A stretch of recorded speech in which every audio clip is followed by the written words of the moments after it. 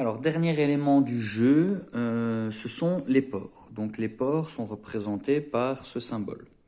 Alors, et ils appartiennent au territoire auquel ils sont attachés. Alors, l'avantage des ports, en fait, ils fonctionnent un peu comme un territoire indépendant, donc sur lesquels on peut venir mettre, mais c'est exclusivement des bateaux, mais qui ont des règles un peu particulières que je détaillerai certainement pas complètement ici, parce que c'est préférable de jouer pour bien en saisir les nuances, mais on peut quand même expliquer les grandes lignes et l'intérêt majeur. Alors, imaginons que je suis le joueur rouge ici, que j'ai plus de bateaux à disposition, je les ai perdus, mais qu'un autre joueur se trouve ici et m'empêche donc de recruter des bateaux, puisque j'ai dit que quand on recrute un bateau, on devait la mettre dans une zone maritime adjacente à la zone où on recrute, et on voit que pour cette zone, eh bien, c'est uniquement cette zone maritime qui est connectée. Donc si je veux mettre un bateau à partir de là, je sais le mettre que dans cette zone-là. Seulement, elle est déjà occupée par un joueur, donc je ne peux pas le faire. Alors en revanche, il y a un port, ce qui va me permettre de faire mon recrutement dans le port. Donc je peux recruter un bateau et le mettre dans le port.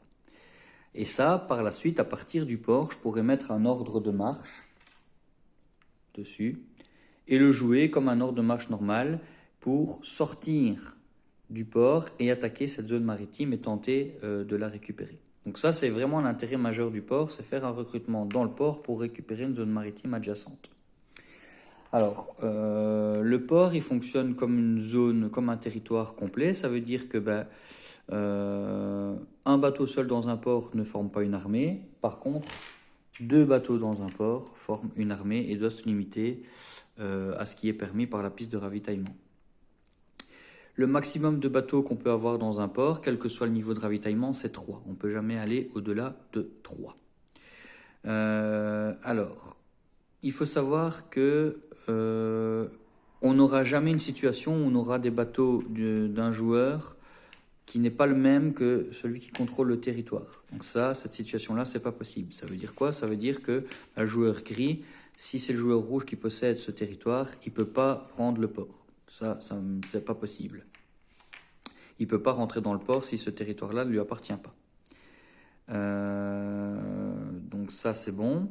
Alors, il faut savoir aussi que si des bateaux sont dans un port et que les joueurs rouges seraient amenés à perdre le territoire où le port est connecté, donc imaginons que le joueur gris attaque ici et bat le joueur rouge va devoir sortir.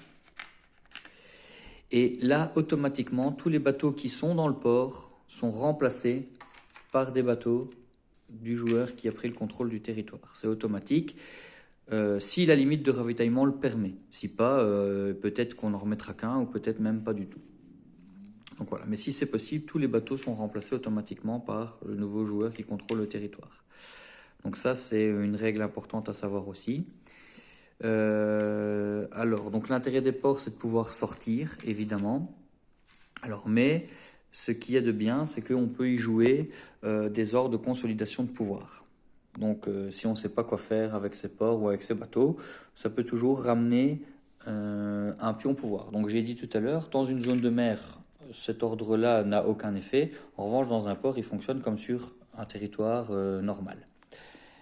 En revanche, pour pouvoir bénéficier de cette action, il faut que la zone maritime connectée au port soit